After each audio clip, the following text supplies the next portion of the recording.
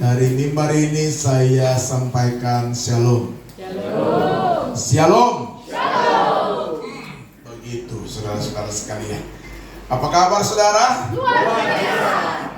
Puji Tuhan, semangat terus saudara-saudara sekalian.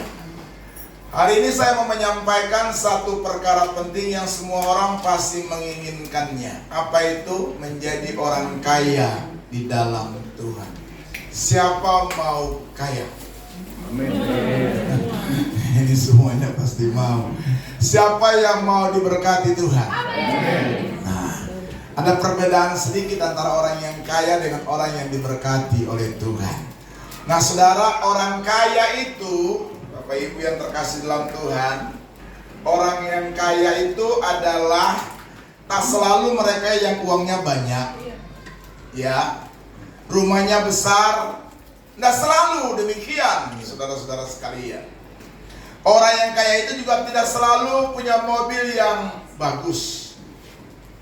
Nanti saya akan sampaikan bagaimana orang yang kaya di mata Tuhan, Bapak Ibu yang terkasih dalam Tuhan.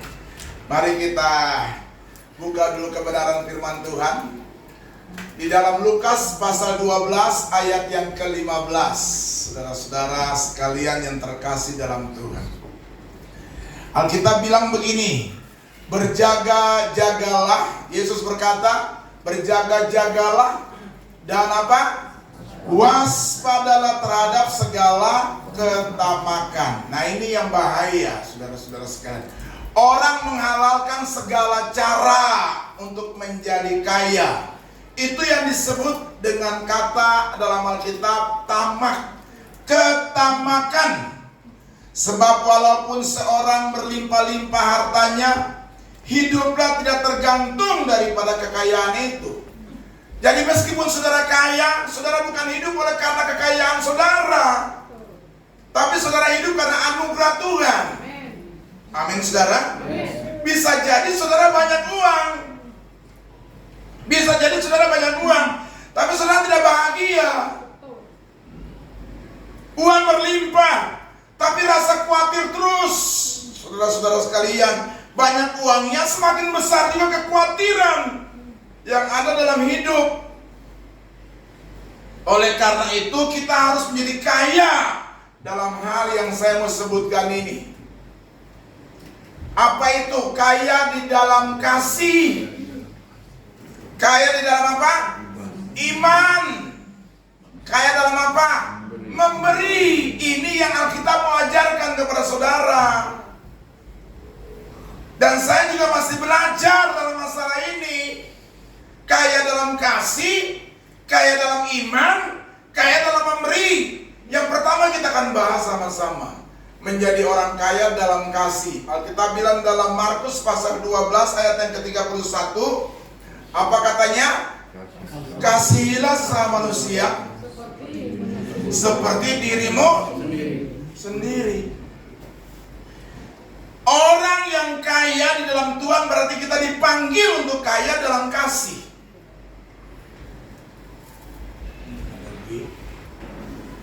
Kita hari ini banyak nyanyi dan banyak dengar firman.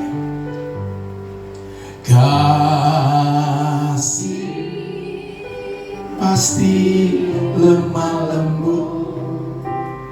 Kasih Kasih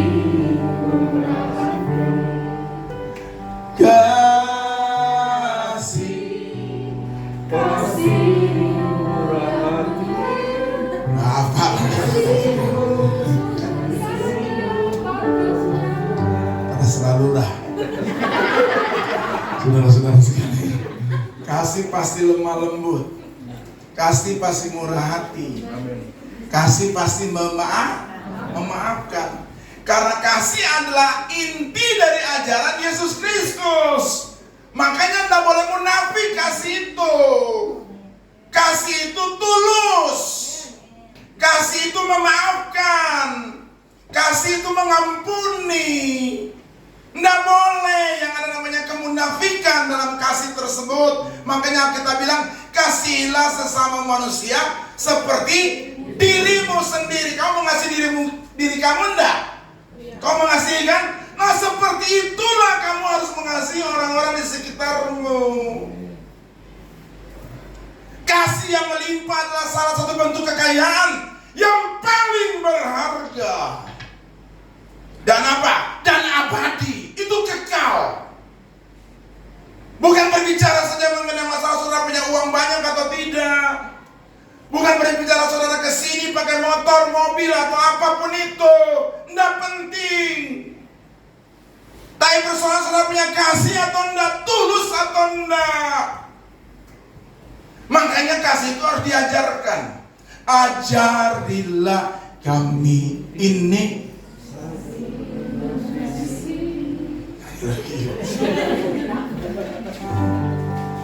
Ajarilah kami ini saling mengasihi.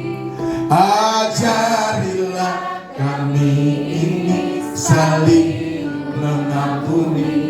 Ajarilah kami ini kasih-Mu, ya Tuhan, kasih-Mu kudus tiada.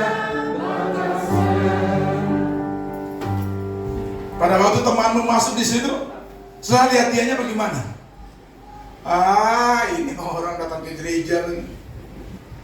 Udah gitu nggak ada kursi, mau nggak mau di samping saudara. Waduh, itu repot itu. Selakunya kota pandang dari gereja mana? Kasih kau dengan kasih Tuhan, susah kan? Nah, ini kasih harus tulus. Kasih tidak boleh mendendam. Kasih harus memaafkan, mengampuni. Itu yang Tuhan ajarkan. Nah, saya mau beritahukan, saudara mau dikenal sebagai apa? Sebagai orang yang mengasihi atau sebagai orang yang pelit mengasihi? Halo? Mengasihi. Mengasihi. Saudara-saudara sekalian, makanya harus tulus. Salaman juga harus tulus, bro. Tulus. Jangan gini. Halo. Nggak boleh begitu. Saudara-saudara sekalian. Amin, saudara. Amin. Kalau saudara punya itu, saudara kaya itu. Kalau saudara punya itu, saudara kaya. Nggak peduli saudara punya uang banyak di deposito atau tidak. Kalaupun juga 0, 0, nggak masalah. Nggak ada masalah. Yang penting saudara kaya dalam kasih. Saudara bisa mengasihi Tuhan, saudara bisa mengasihi sesama, saudara bisa mengasihi apapun yang dalam dunia ini dengan ketulusan. Itu yang penting. Saudara-saudara yang terkasih dalam Tuhan, amin. Kaya dalam kasih. Itu yang Tuhan ajarkan kepada kita. Yang pertama, kasih kepada Tuhan. Dan yang kedua, kasih kepada sesama manusia. Makanya salib itu ada. Di sini nggak ada salib. Salib itu vertikal dan horizontal. Vertikal berbicara mengenai apa? Kita mengasihi Tuhan. Horizontal berbicara mengenai apa? Kita mengasihi sesama. Tapi Pak, kalau mengasihi Tuhan, who knows? Siapa yang tahu? Tapi kalau mengasihi sesama ini yang sulit, Pak. Harus dibuktikan dengan senyum, karakter, sifat, dan lain-lain. Ini yang sangat luar biasa. Kalau saudara lakukan ini, meskipun saudara tidak punya deposito yang banyak, saya kasih tahu ya, saudara kaya itu. Saudara kaya itu. Amin. Yang pertama, kaya dalam kasih. Yang kedua, kaya dalam apa? Iman. Kaya dalam iman. Mari baca sama-sama dengan saya. 3, 4. Iman adalah dan bukti dari segala sesuatu. Bisa enggak? Bisa enggak? Tapi belum dapat. Tapi yakin. Ini belum dapat ini. Tapi yakin. Percaya enggak saudara dapatkan itu? Amin. Susah itu. Nyanyi lagi. Ku kan berdiri di tengah dalam yang sampai kapanpun. Bentar, mampu nggak? Kuat nggak? Sampai kapanpun aku akan bertahan. Iman sama realita itu yang mungkin susah dalam hidup kita. Hari ini uang sekolah harus dibayar, tapi iman berkata pasti. Tapi belum dapat, Pak. Tapi yakin, Pak. Dasar dari sesuatu yang kita harap. Kita harap, tapi nggak kita lihat. Tapi yakin. Tapi persoalannya depan mata, uang sekolah belum bayar. Mampu nggak bertahan? Halo? Susah kan? Susah kan? Makanya lagu ini saya sengaja saudara nyanyikan dengan betul-betul. Ayo sama-sama.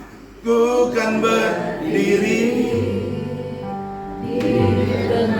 badai dalam kekuatan yang kau berikan. Wah, hebat nih. Sampai kapanpun ku kan bertahan, karena Yesus selalu menopang hidupku. Kuat? Amin. Masih kuat? Amin. Tapi Pak, uang sekolah belum bayar, Pak. Masih kuat? Amin. Utang di bank, Pak, ini depan mata sebentar lagi jatuh tempo, Pak. Masih kuat? Besok nggak punya beras, Pak. Masih kuat? Kalau nggak yes, ngapain lu nyanyi? Ku kan bertahan. Ngomong gini kalau ada uang gampang, Bu. Kalau kita punya deposito di bank banyak, gampang. Tabungan lumayan paling sedikit 100 juta, gampang. Tapi ada waktu uang kita tinggal 50.000, uang kita tinggal 100.000, yang harus makan 1 minggu. Sekarang ini makan di 1 hari berapa duit sih? Aduh, saya itu jarang makan di luar loh, sudah. Jarang makan di dalam. Dari mulai saya menikah sampai hari ini, perasaan hitung-hitung saya ya, makan di dalam itu nggak sampai dari 10 kali. Itu kalau bukan Tuhan ya nggak bisa gitu. Kalau bukan Tuhan nggak bisa. Lu bayangin umur saya udah lumayan, udah kepala 5 ini. Nggak pernah makan di rumah. Itu apa? Karena iman. Ada pengharapan dalam Tuhan. Ada sesuatu yang luar biasa dan saya percaya itu. Makan di rumah gara-gara apa sih? Ya mungkin ada orang tetangga ulang tahun terus bawa makanan di rumah. Kalau satu hari aja maaf nih, satu hari aja 100.000 lah. Sudah berapa tahun saya? Pagi 100, siang 100, malam 100, 300 satu hari. Kali berapa tahun saya sudah menikah? 27 tahun. Kali aja berapa tuh, Bu? Tapi Paulus bilang kalau aku ada sebagaimana aku ada, itu semua karena anugerah.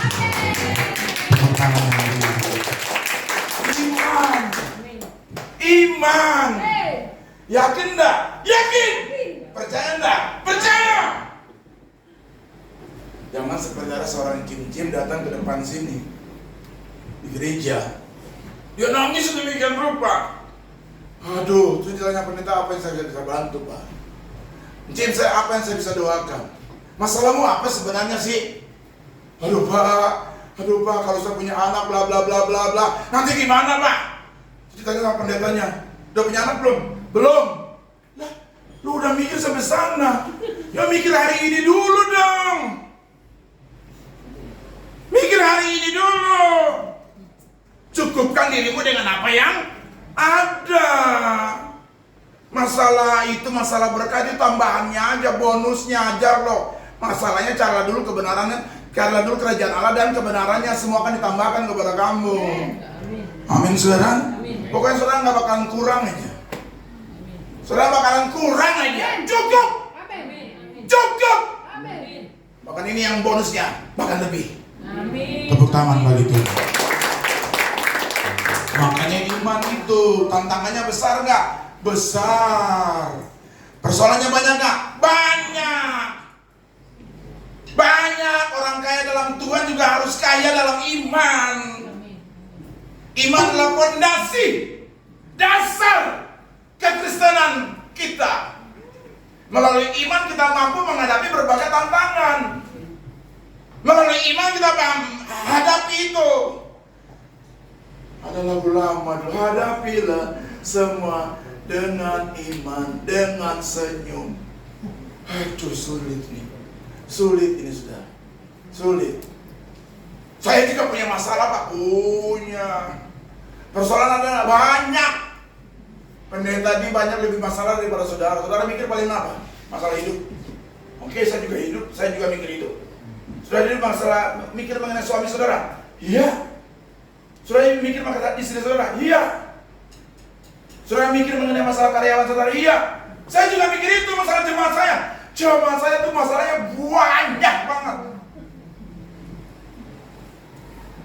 Saya lagi tidur, cuma ditelepon doang. Kering sekali doang. Aduh, terus gimana ya? Ya saya mesti telepon balik, itu masalah buat saya. Itu namanya jemaat miss call. Di sini enggak ada. Telepon pendeta satu kali doang. Kalau makanya kalau telepon saya bunyi cuma kering sekali doang, saya tahu nih, ini jemaat Bogor nih. Jemaat miss call, saudara-saudara sekalian. Kalau Harapan Indah nggak begitu ya. Nanti kalau saya khotbah di Bogor, baru saya bilang Harapan Indah juga begitu.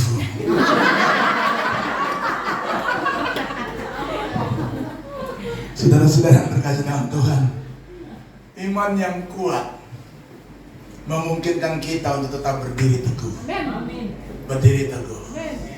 Berdiri teguh dalam tengah badai kehidupan. Untuk apa sih? Untuk menjadi saksi. Makanya bertahan aja. Kadang-kadang juga makan susah, bertahan aja. Tidak perlu puasa. Soalnya nggak ada makanan, puasa lebih bagus. Puasa. Puasa. Nanti itu orang akan kasih aja. Nanti itu orang akan kasih aja. Caranya gimana, Pak? Saya nggak tahu cara tuang. 1001 macam cara para Tuhan belum berkati kita kok. 1001 macam cara. Jadi pas saya udah nggak usah mikir macam-macam, udah berharap pada Tuhan, bergantung pada Tuhan aja. Memang ini dan ini tuh kadang-kadang berbeda. Ini dan ini berbeda loh. Pikiran begini, hati belum tentu. Realita kehidupannya ini. Hatinya iman. Oh susah itu, bentrokan itu. Kalau saudara tidak sungguh-sungguh dengan Tuhan, terlibat saudara. Makanya tadi pernyataan yang kita nyanyi kan, dunia ini mau menghancurkan kita sebenarnya. Dunia ini mau menghancurkan kita. Tapi kalau kita kuat, tenang saudara-saudara sekalian. Pengharapan kita pun bisa akan kuat dengan sendiri. Makanya pengharapan itu adalah sawi yang kuat dan aman bagi jiwa kita yang telah dilakukan sampai ke belakang tabir. Saudara-saudara, ada pengharapan di dalam Tuhan. Amin. Ada pengharapan. Saudara nggak usah perlu takut menghadapi apapun. Nggak usah perlu takut menghadapi apapun. Bersama dengan Tuhan kita cakap melakukan segala perkara. Yang ketiga, yang terakhir, khotbah nggak usah lama-lama. Saudara-saudara sekalian, kaya dalam apa? Kaya dalam apa? Memberi. Saudara, saya punya roh ya. Saudara ini orang yang suka memberi. Benar. Aduh, di gereja saya belum bisa tuh. Saya bilang buat gembala saudara, wah belum bisa. Persembahan taruh di bawah. Itu dia lewat, dia nggak pura-pura nggak lihat itu. Orang jalan aja kadang-kadang terlewatkan kok. Jalan aja menjalankan persembahan aja begini, terlewatkan kok. Dia pura-pura apa? Ya pura-pura masuk alam roh lah. Gitu loh. Apalagi di sini ya, sampai di bawah ada ya, meskipun 1-2 orang sih ada aja sih model-model kayak gitu. Tapi di sini kayaknya enggak deh. Pasti kasih. Amin. Saya bilang buat gembala saudara. Ya karena itu adik saya bilang, bro, waduh, itu loh ya, persembahan di bawah loh. Kok di gereja saya ada pura-pura gini nih. pura-pura nggak lihat. Jalankan gini aja kadang-kadang susah kok. Makanya kalau jalankan gini, saya pernah perhatikan tuh persembahan-persembahan kalau dijalankan di gereja-gereja tertentu ya. Kalau gereja besar mungkin nggak kelihatan, yang kecil-kecil gini kelihatan loh. Ya kadang-kadang ada aja ke toilet lah. Udah mau persembahan nih, dia pura-pura ke toilet dulu. Dia dengar lagunya udah selesai belum ya? Begitu. Ada yang kantong persembahan dijalankan, dia pura-pura doang. Ya, kalau kayak gitu orangnya, saya udah bilang buat petugasnya, tunggu sampai dia buka mata.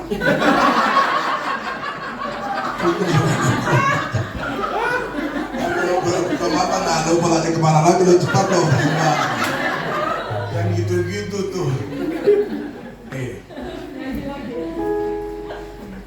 Hanya ini Tuhan persembahanku, segenap hidupku, jiwa dan ragaku, serta ku miliki harta kekayaan yang cukup berarti untuk ku persembahkan.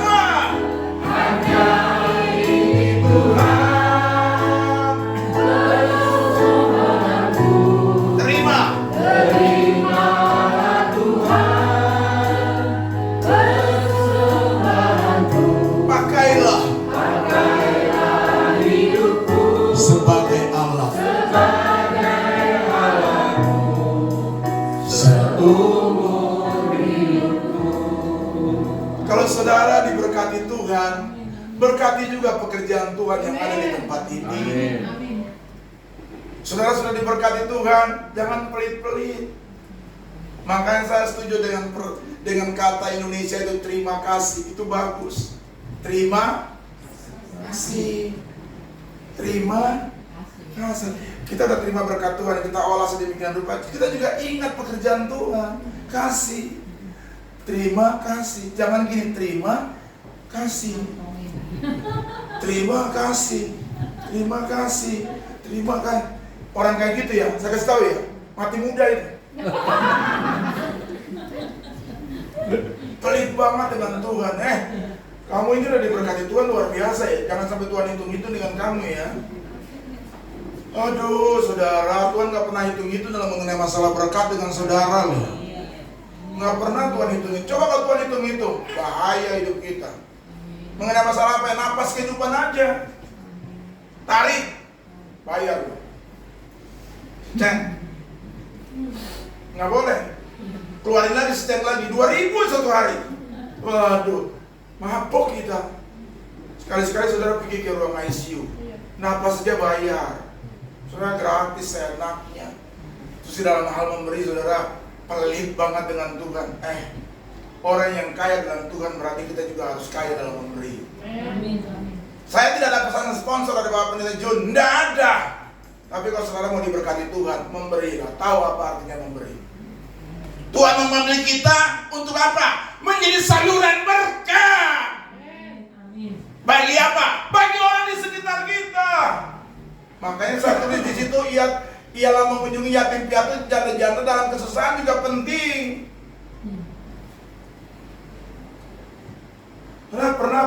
Pernah punya hati nggak lihat janda-janda yatim piatu yang susah banget hidupnya? Kalau ada berkat, salurkan di sini. Nanti gereja lewat proses diakonianya bisa mengunjungi orang-orang tersebut. Susah mereka, makan aja, maaf ya, susah.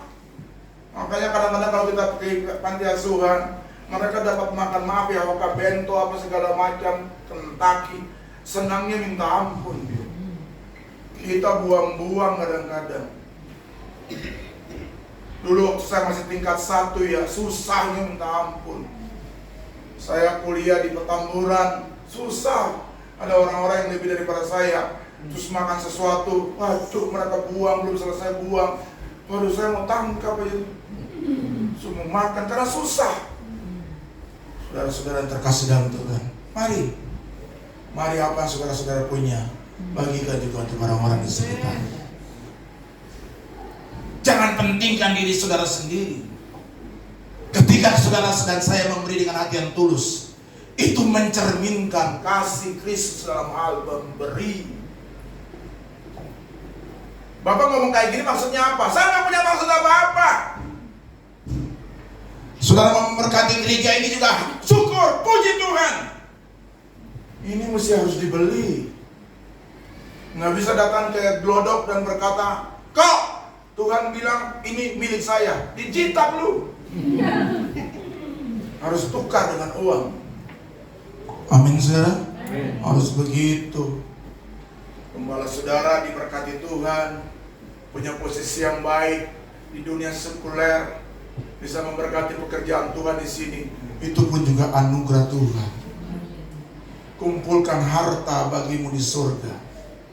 Kalau saudara tabur di sini, saudara kumpulkan harta dalam kerajaan surga. Di sini, saudara mau kumpul di sini, bisa dicuri. Di sana tidak bisa.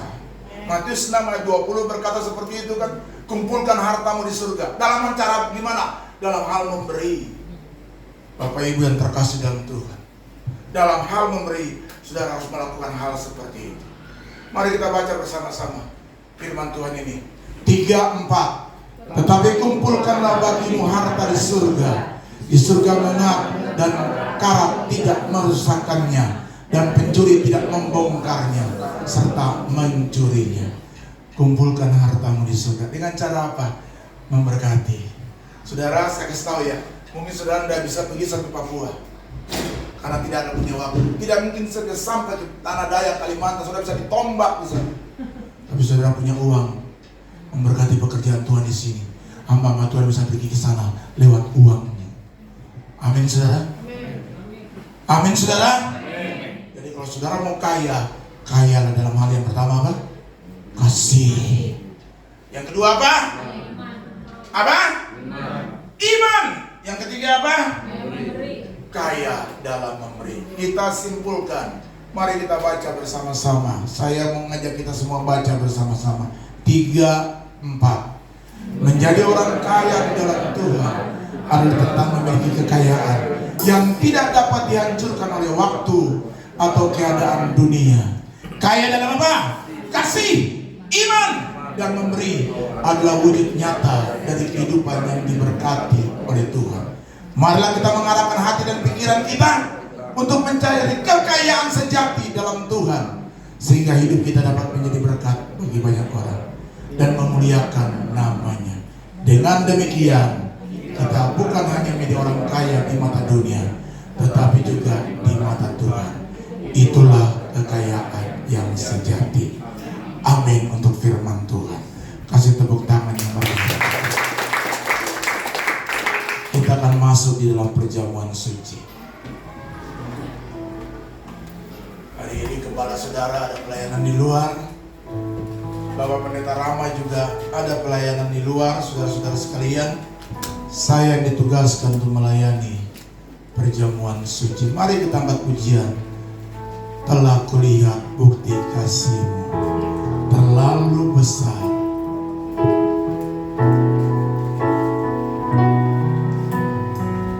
Telah kulihat bukti kasih